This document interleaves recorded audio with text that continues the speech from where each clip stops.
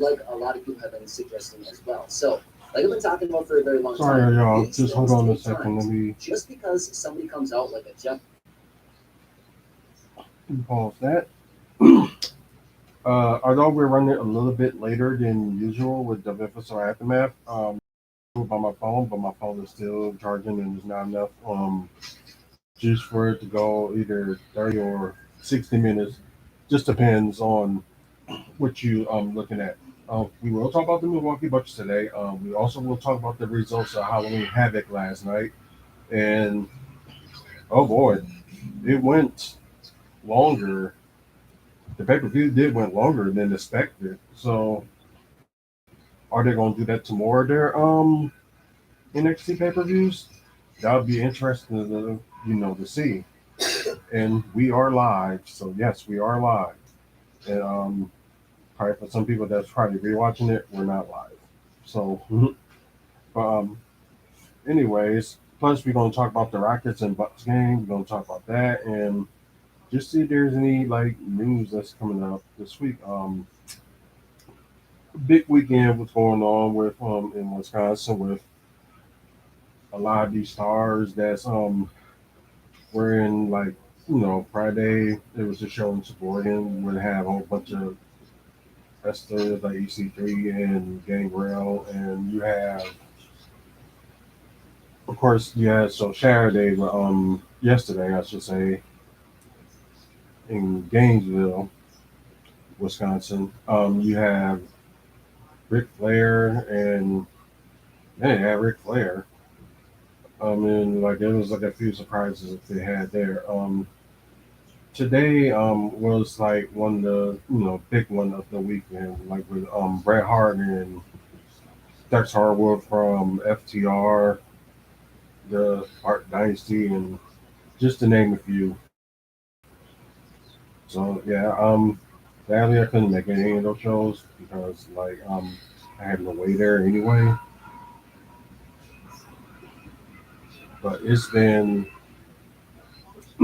excuse me, you guys, I just got over the flu and like I feel fine, but it's just like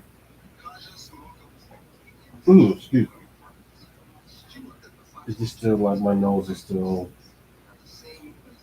like feeling sinuses, and you can tell that excuse me, feel a little bit funnier than usual, or sound funny, I should say. Sound a little bit different than usual because of this. But but yeah, let's talk about this Houston game. It was 105 to 125. Bucks over the Houston Rockets in their home in the Bucks home opener, I should say. And they did came out with a great start and just like they just led the whole game. It was like yeah, like it was one of those things that yeah, although Giannis did have 28 minutes, but he did score a lot. Um, like some of the players did make like a little bit of a scoring like they're like the Rockets starting lineup. They did pretty good, and everybody well, let's say some people know their roles, and some people I think they just not they just some of them just gotta get used to their roles. But everybody from the Rockets played, and everybody that was on the Bucks lineup played. Except for the few that are injured, so we're not counting them.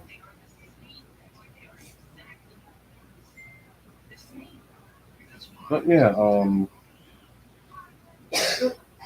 it was just like a amazing scoring game. Like I said, Bucks led through the whole time, although they had a little bit of a difficulty in the second half. But yeah, anyways, Kenny Martin Jr. 14 points, 2 assists, 5 rebounds, 2 of 5 from 3, 6 of 11 from the field. Jabari Smith, 13 points, 11 rebounds, 1 assist, 2 blocks, 3 of 7 from 3, 5 of 15 from the field. Jalen Green, 22 points. He led the team. one steal, two assists, four rebounds, 4 of 7 from three, 6 of 19 from the three, well, from the field. I'm sorry. Kevin Porter Jr. with 18 points, two steals, 7 assists, 5 rebounds, 2 of 4 from three, 5 of 15 from the field. So y'all see like some of their like field goal is like 38% just from the field in general, and their team was actually ain't that bad either. So there's can't even complain about Atari Easton. I don't know. I think he's a rookie. I'm not sure, but he had 11 points, 3 blocks, one steal, one assist, 2 rebounds, 3 of 4 from three, and 4 of 9 from the field. Um, I printed Shingun, 9 points, 1 block, one steal, 2 assists, 9 rebounds. Was over 3 from 3 and 4 of 9 from the field. So technically, he probably was like their backup center. Everybody else scored like either one or more, or up to 3 points. So yeah, Bucks did went with their lineup that they went with Wednesday, which I don't get that. I think they should start Jordan over, and uh, this is me. I just think like they should like start a little bit, different. Not just put Jordan Wolf in the starting lineup, and not saying either Javon Carter or Grayson Allen should like just come off the bench, one of the two, or put Allen as a shooting guard. But that's just me. So that's just what I think. Grayson Allen did have 11 points, one steal, two assists, 5 rebounds, 2 of 7 from three, 3 of 11 from the field. Um, Giannis Antetokounmpo had a game high of 44 points, um, 3 assists, 12 rebounds, so a double double out from that. Um, 8 of 13 from the free throw line, so still struggling a little bit from his free throw shooting. 2 of 3 from three, so that's pretty good. And 17 of 21 from the field. And I don't know why, but I thought Lopez had scored more than he did. So I don't know, but his numbers is exactly right because that's like I said, he should attempt at least like some 3 points, not like too many like he did on Wednesday's game. And he was like 4 of 12. But here we'll talk about the 3 point percentages in the sack. Um, but he had 9 points, 5 blocks. So that just shows like they was missing his presence in the center position last season. 2 steals, 2 assists, 5 rebounds. I'm not expecting him to get that many rebounds anyway, but 3 of 6 from 3 point line, so doing good there. 3 of 7 from the field. Devon Carter really did not score anything, so he was off today. Drew Holiday had a better showing than he did in Wednesday's game. I mean Thursday's game. I'm sorry, this past Thursday. Sorry about that. He had 19 points, 3 blocks, 10 assists, so he has a double double as well. 5 rebounds, 3 of 4 from three, 8 of 15 from the field. So that's pretty good. George Hill, like I say, he was doing decent in Thursday's game. And he was doing decent today too. So he might have wherever he was working with last season so far is looking good. Wherever he worked on, he's doing great. 9 points, 6 assists, 2 rebounds, 2 of 3 from three, 3 of 4 from the field. Jordan Over, of course, he's doing good as well. Only 9 points, 3 rebounds. Only shot one three, but only attempt one three. But overall, he was 4 out of 6 from the field, so that's good. Bobby Porter's already doing Bobby Porter's thing, so what do you expect? Can't expect enough more from him. So he's doing good in this role and could be potential, 6 man of the year. That's a possibility. 13 points, 1 block, 1 steal, 1 assist, 8 rebounds. Only hit 1 3, will only attempt one. Um, 6 of 10 from the field. So very good for him. Serge Ibaka, finally they are letting him play in more minutes. So thankfully, um, 9 points. I think it's one steal. I think he got. Yeah. Oh, 1 block. I'm sorry. 9 points, 1 block, 5 rebounds. Perfect from the 3 point line as well. 2 of 2, but 3 out of 5 from the field. So good numbers. And the rookie made his debut. Maybe might as well say he made his rookie debut, and only scored like 1 point. Well, 2 points. So he made a layup like before the game was over. So I think they probably just gonna easily like slide him in and stuff like that and see how he goes. But yeah, he needs like more stuff to work on. But like I said, like he does, like I said earlier, he reminds me of how Jordan Nwova is. Like, got potential, but it's probably going to be a bit till he fully develops. Like, but his defense, you're going to see his defense. So his defense is pretty good, and Jordan Nwova's defense is getting better as well. So can't complain about that. Like I said, at least he's like trying to work that out. But it will all click in for Jordan Nwova, like offense wise for Maja Beauchamp. It will all click in for him, as the season goes on. But we will see.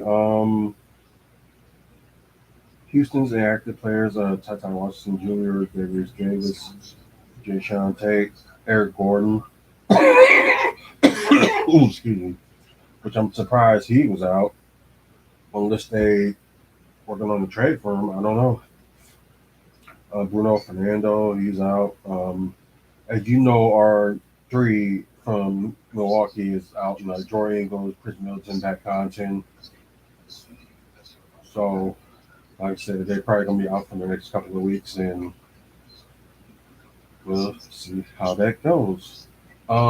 They played the Brooklyn Nets this Wednesday, which I thought they had a game tomorrow, but they don't. I don't know why I thought that, but yeah, they didn't. They don't have a game. No Monday. It's just their next game will be Wednesday. I don't know if it's televised or anything like that, but I will look that up in a minute. But let me just see the records. Okay, right now on the East, the Bucks and the Celtics are the only undefeated team in the East. So yeah, that's pretty good. Um, Shockingly, here in the West, you have the Clippers. I think they still playing right now. I think they playing Phoenix. I'm not sure they playing Phoenix right now, but I'll look at that in a minute. So it's Portland, Phoenix. No, I'm sorry. Portland, Clippers. Hey, Utah, Portland, and LA Clippers are only undefeated team in the West. So yeah, it just sucks to Although I like LeBron James and all that, but it just sucks just seeing them. Like you thinking they would have been at least like maybe 2-1, but they're 0-3. Yeah, that's just crazy. That was kind of surprised me too. They're 1-1. I don't know if they played yet. Well, I will look at that in a minute. San Antonio surprising people. They're 2-1. Minnesota had a great start. They had their first two home games, and I think now they're on the road. They probably. Oh no, they won their last one. Oh, okay. Never mind. Golden State won their last one. They won two straight. Utah and Portland, I guess, like I was saying, they were undefeated. They won their first three. You know that. Okay, I know it's not surprising that you see Orlando Magic like 0-3, but seeing Philadelphia 0-3, yeah, that's shocking. Toronto 1-2. I thought they won their first game and they must have lost their last two. Yeah, that's a surprise. Miami did win their last one, but they're 1-2. Chicago 1-2, but it's gonna be like a falling off a little bit because they are missing Zach Levine. Um, Nick's showing a little bit interesting. They're 1-1. Brooklyn's 1-1. Atlanta's 2-1. Washington, Cleveland, and Charlotte. Wow, they're 2-1. That would be insane. Like I said, Milwaukee and Boston, they're undefeated right now. So,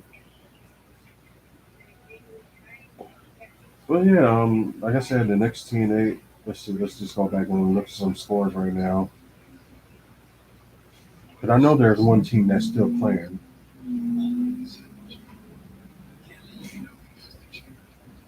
Yeah, Phoenix and Los Angeles Clippers. It's end of the fourth quarter, and Phoenix. Oh, it's still the third quarter. Oh, I thought it was the end of it. Sorry. 84-72, Phoenix over the Clippers. Portland beat the Lakers, so that makes Utah. Ooh, Utah and New Orleans. Utah beat by one in overtime, and Washington, Cleveland. Cleveland won in overtime. Minnesota beat Oklahoma City, and Golden State Warriors beat the Sacramento Kings. Let's see, that's it for that. And I know, like before we talk about a little bit of news, if like if there's some, even if there's some news, to really like talk about. Let's talk about the results of last night's pay-per-view. They did have six matches, and the main event was something else. Like I said, they almost went 3 hours. Like normally, they'll go 2.5, and I think they probably did add some excuse me. Um, let's see, one, two, three, one, two, three, four, five. Yeah, six matches, and it was like almost 3 hours. Um, let's see, and I was just looking at some stuff like some of them. One matches was like I guess done by spin the wheel, make the deal, and the rest of them I think they was done earlier during like NXT and whatnot. Um,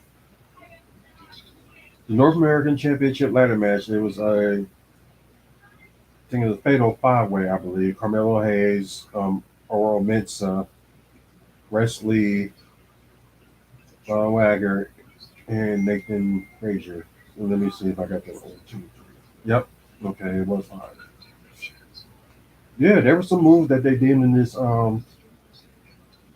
in this match, and wow, it was just amazing. Like I have all of them, especially the talent that all of them got, and like there was some stuff that was done in this match that I had never seen, and I was wrong on this prediction. I didn't put no prediction video up.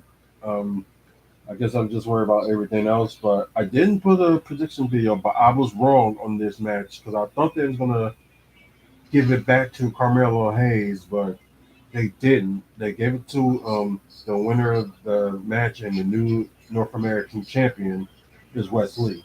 So all the stuff he's been going through ever since his partner got let go in NXT, like been on his own and just been good solo, but it just seems like he just always like loss after loss and like wins here and there. And finally, I think he deserves it. He deserves the North American title. So congrats to him.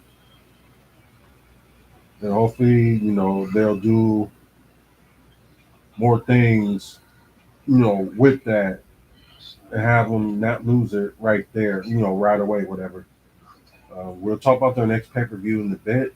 Um, Spinner will made the deal. They it ended up being for Apollo Crews and Grayson Waller. It ended up being a casted match. So, like, it's not weird that the casted match actually happened or anything like that.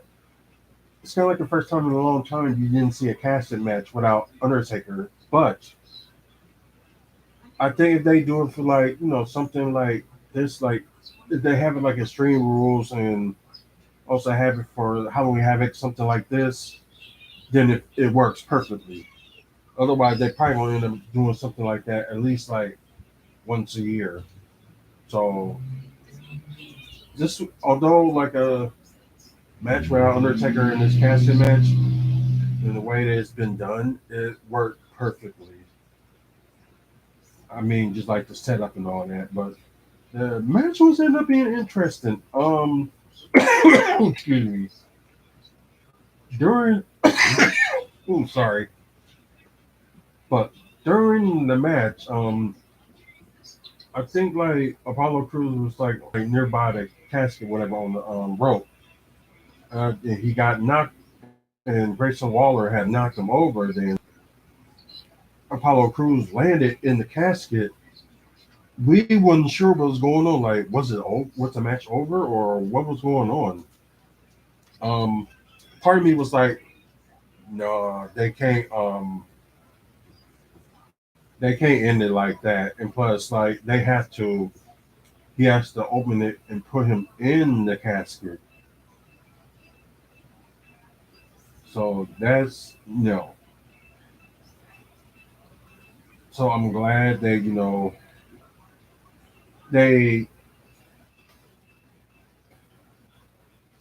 let's see what they was talking about. Yeah, water delivered a thumb to the eye. Crew fell through the casket, positioned on the outside. And this is what happened. The lights went out in the arena. Then he merged with like a number of guys out there. They're bringing a larger casket. So the match did continue. So yeah, it was a good match. So Apollo Crews did win the match. Just ended up just on like after the back and forth and all that stuff. He ended up winning the match. So good for him. So will he be the new number one contender? Who knows? But that was the match was interesting. Uh, they were showing Toxic Attraction were driving in this Halloween house and the Apple Fire was just taking them out like one by one, then putting Mandy Rose in her car, in Mandy Rose's car, I should say, and drive back to the arena. So the other house was kind of interesting. It's kind of like almost close to what they did with Cameron Grimes and Dexter Lumis a few years back. It was kind of interesting. Weapons Wild match. Cora J versus Roxanne Perez. I think the only thing this pay per view was lacking is like it wasn't more weapons that was used in this match.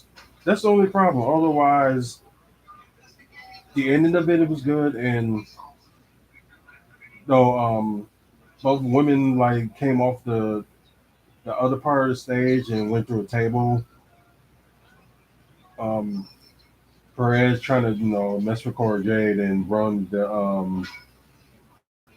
from her skateboard, and kind of, they did use the skateboard in that match. So just the only problem was I think they should have used more matches. Otherwise, it was pretty good. But Roxanne Perez did win. She did a pop rock onto the chair for the win. So yeah, Shotzi was out there. She was out there in the beginning, just telling everybody welcome to Halloween Havoc. But also in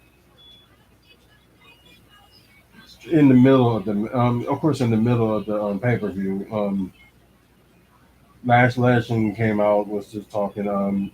Then Quincy Elliott and Tashi was saying like stuff back and forth to Lash Legend, and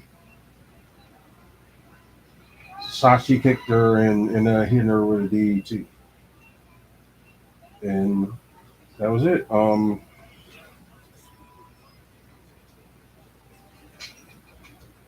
MLM's match, the Julius Creed versus Damon Kemp.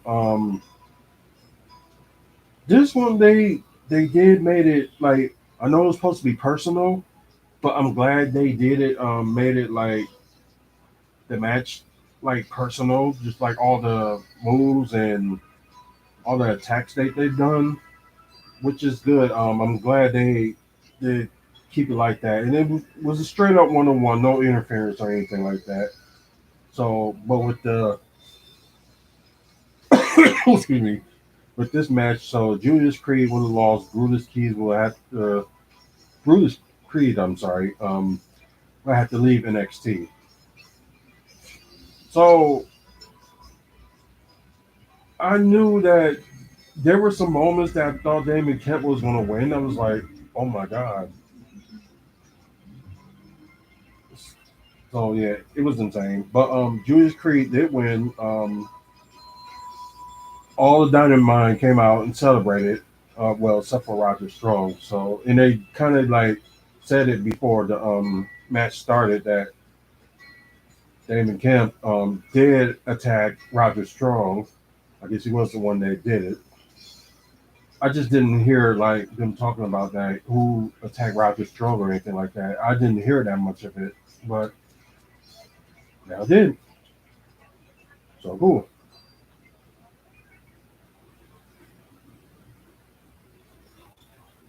Um, Alba Fire did bring back Mandy Rose like back to the ring. The match has started for the NXT Women's Championship, and it did all look like that.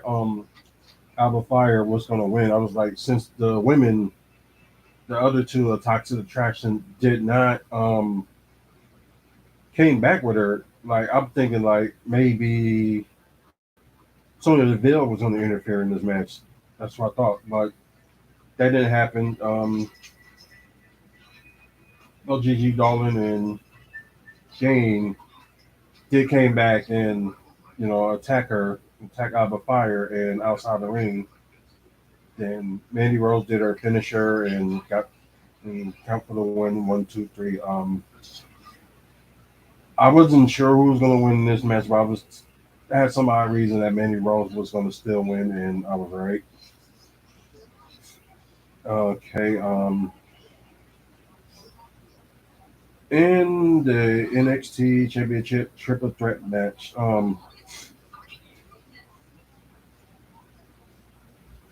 Braun Breaker, JD McGowan, and Ilja Dronanov. So yeah, this was. it was a good main event, and like I said, there were some spots on here that was like pretty cool. Like Dragunov did the coast to coast, and that was pretty cool. Probably a little bit of Amish shame, but that was pretty cool. Like back and forth, like they was like both guys were attacking JD McCall for a moment. Like back and forth, and it was pretty good. But there was some close calls on that match. You thinking that okay, oh, that's the way it's going to end. Interesting. Then, no, Brian Breaker caught driving off with the spear and pinned him 1, 2, 3 and ended up winning the match. So Brian Breaker is still your NXT champion. So the question is right now is like I think they should call Braun Breaker up really soon because what he's been doing for like over a year, almost two, they're showing us like how dominant he can be, and I think he should finally get pushed to the main roster. That's just me, but y'all agree? I understand. If not, then I don't know, but I think he should be called up to the main roster because, in my opinion, I think he's ready. Um, no, I'm just going to see if there's like any news or anything like that. Anything that's like where the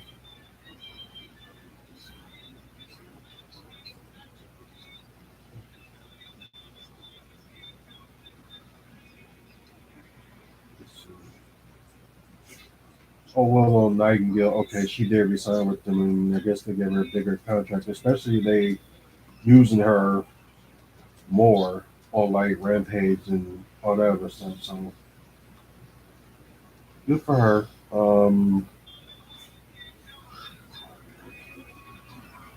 Let's see. Of course, they were interested in Angelo Dawkins, which they didn't show much of anything of this past Monday or Raw with him in the match. So I thought they would, but they didn't. Um,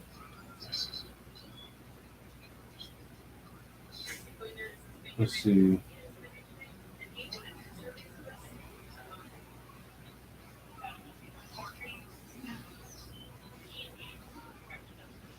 Turn back on House signing with AEW. Okay. Um,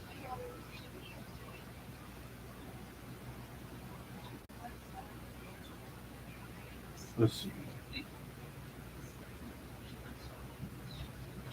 It confirms plans for two international WWE NXTs. We already know about the Europe one, so what other one could there be? Let's see. Sorry about that. The last few, the last 2 years, WWE NXT had primarily run shows out of the Performance Center in Orlando, Florida. Since then, the NXT founder Triple H rise to power in WWE over the summer. However, it's been revealed that the development brand is set to start touring shows outside of Florida. Thank God. Because that's all they've been doing, just touring Florida, touring Florida.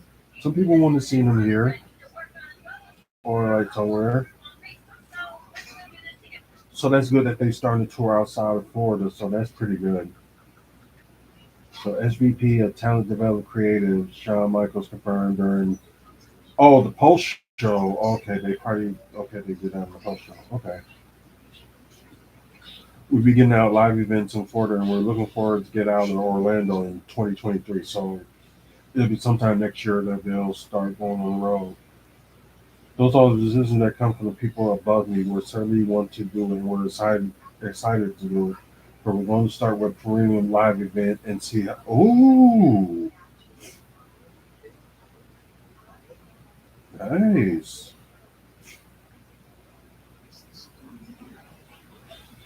and we're about to. This is exactly what he said, but we're going to start with a premium live event for for them to start being on the road and see how that goes first. That would be pretty cool. Like have like pay per views in like cities instead of always having it in Orlando. That's pretty awesome. You see, La Torre might just be the beginning to emerge from the Orlando area, but internationally plans are placed for the brand's institutional institutional expansion.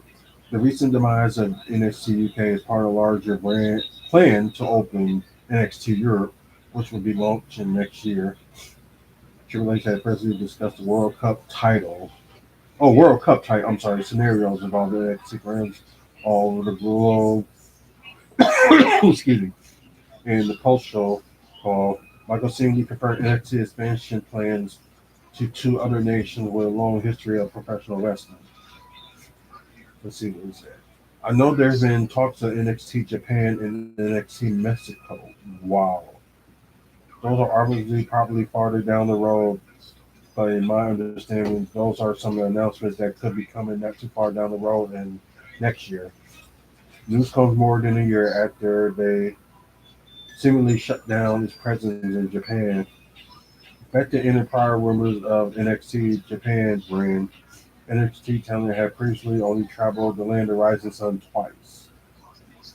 When Finn Balor retained the NXT Championship on the Kevin Owens, yeah, I remember that, the Beast in the East show in 2015, and when the promotional ran two shows in Osaka in 2016, one of which was televised.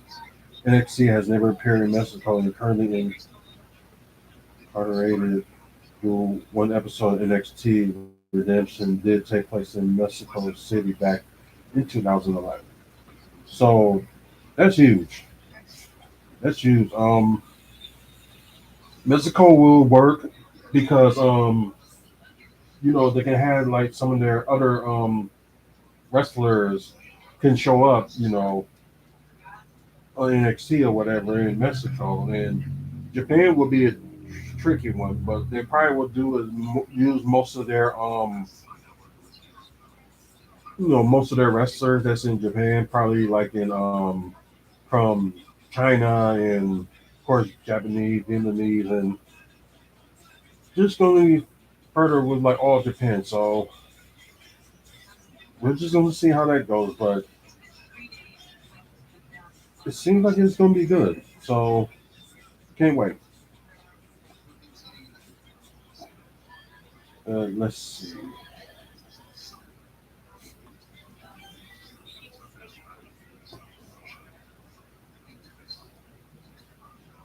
Oh yeah, backstage news on Triple H. Well, I guess we can talk about more about with these little crossover from NXT and the main rosters of like some NXT being a Raw SmackDown, some of the Raw SmackDown brand being in NXT. So regular views of WWE NXT will know that there has been plenty of crossover between the development brand and both Raw and SmackDown in recent weeks. Most recent, the October 18th episode of NXT saw various of main roster appearances, including long-awaited return of Shinsuke Nakamura, to the Black and Gold brand.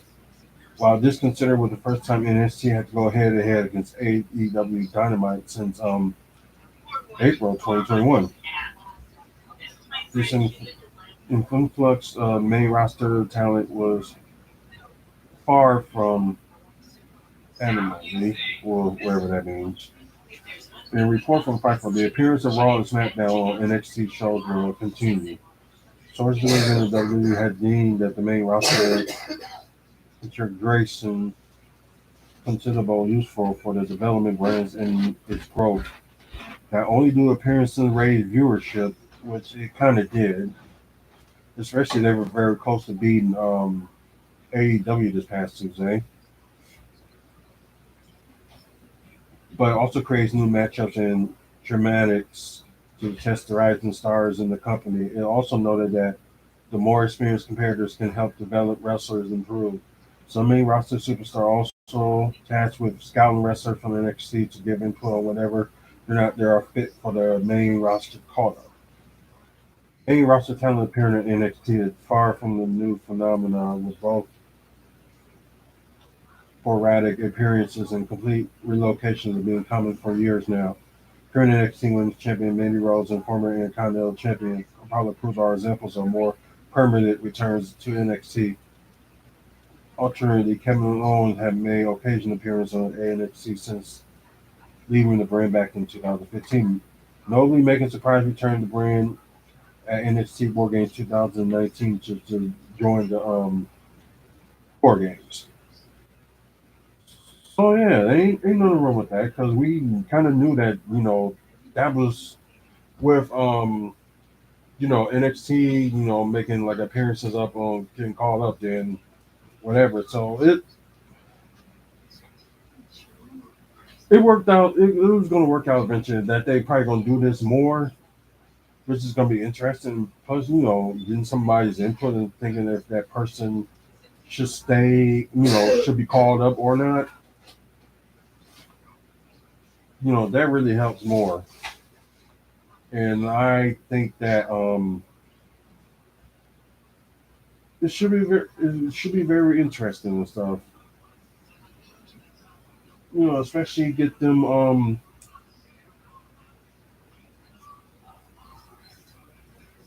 just see if it's like the right touch for the call ups to be called up and see how they do.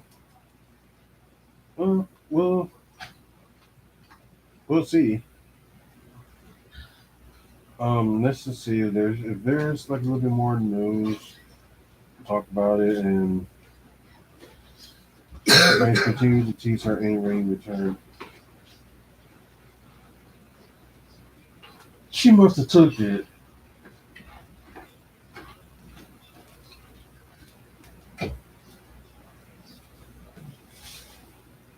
Daisy, you crazy dog. Swear. Just picked up half the garbage. She must have been in it. Her and Mindy. Oh God. It needs to go out tomorrow. Right. Let's see. And Sasha Banks recent social media interested public appearance on Saturday. Well, whatever. She took to her Instagram stories and shared series of snaps that revealed she's at least training in the wrestling capacity again. Her photo was shot of her sporting some interesting gear alongside caption that read, "It's go time." However's printed pictures were more telling. As they feature Banks inside a wrestling ring belonging to Lucha Libre Barcelona. The post shared at Lucha Libre Barcelona's Facebook page. It was confirmed that Meteorolian star showed up to train with the coaches and students at the Spanish wrestling school.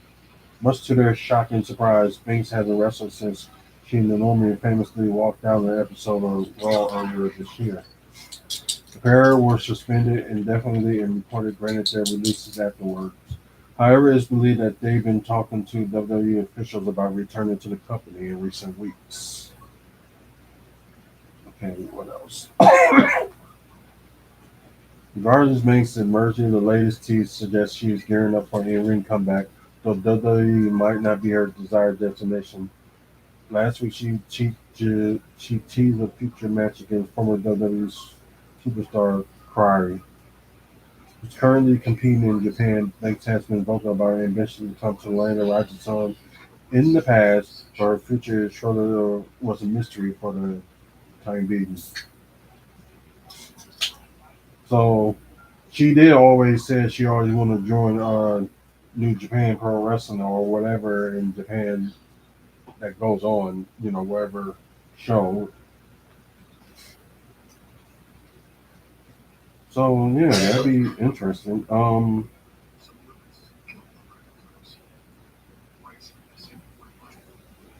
Let's see.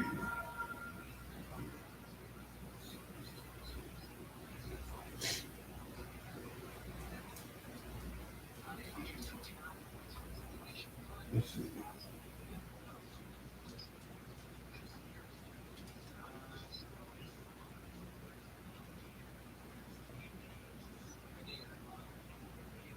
Really? No,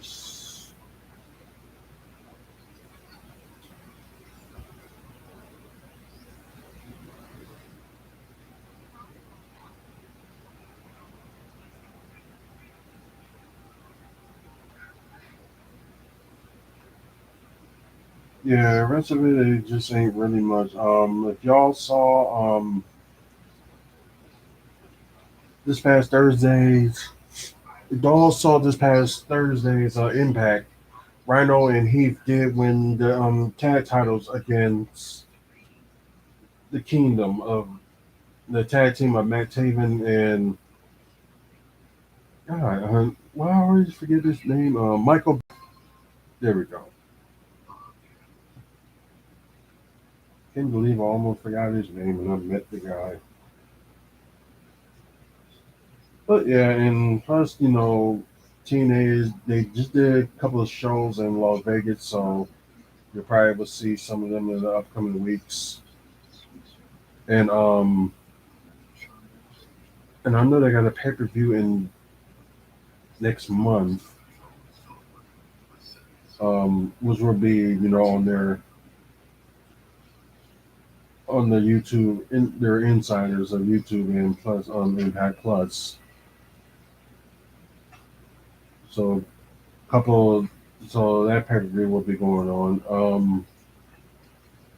As y'all probably already know that they canceled WWE's Day One pay per view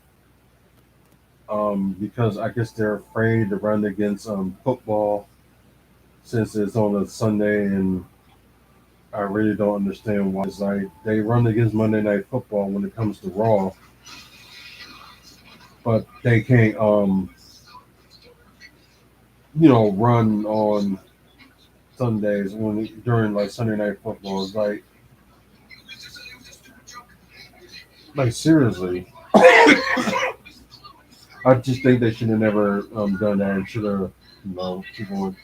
So mainly, their next, any pay per view in December is not going to happen, but they will have the NXT pay per view called Deadline. I think it's December. I think it's Saturday, December 10th. I might be wrong on that one, but let me look at the date going on. Let's see. We in November, the 19th. That's it's AEW Full Gear pay per view on the 19th. We already know that MJF is going against John Moxley for the title. Saturday, November 5th, Crown Jewel for WWE. Of course, that'd be 11 a.m. in the morning. And Survivor Series, of course, Saturday, November 26th. Yeah, Saturday, December 10th. That's what it is. The next in the last like WWE pay per view of December. So yeah, most likely, yeah, it's December 10th, and this is gonna be a long between then until when the Royal Rumble starts. So, like, this is actually gonna be long, unbelievable. But I'm hoping you guys are locked in the Forgotten so far. So we already on the 3 episodes so far. So got 7 more to go. So just wait for that. And I think the last episode is like in December, I believe. Let's see. I think December 7th. I think it's the last episode. So hopefully y'all enjoying those. And seems like some of y'all been watching them. So hopefully y'all enjoying them too.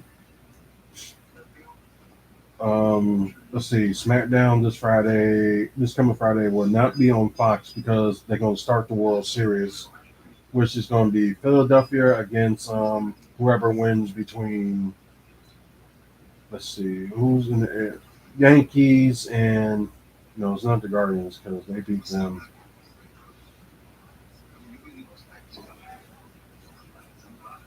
I can't even remember. I know it's the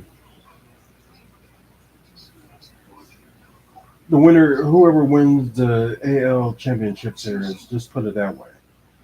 Um, I didn't do Twitch today, like I said about the phone, so gotta let that be. But like I said, guys, thank you. All you gotta do is follow us. Um, on follow. Look at our past episodes of this, and also past episodes of other stuff too that we've been doing, like past videos of some wrestling stuff and all that good stuff. Um, but hold on a second, I will be right back. So there's a few things I do need to talk about to you guys before we end this show.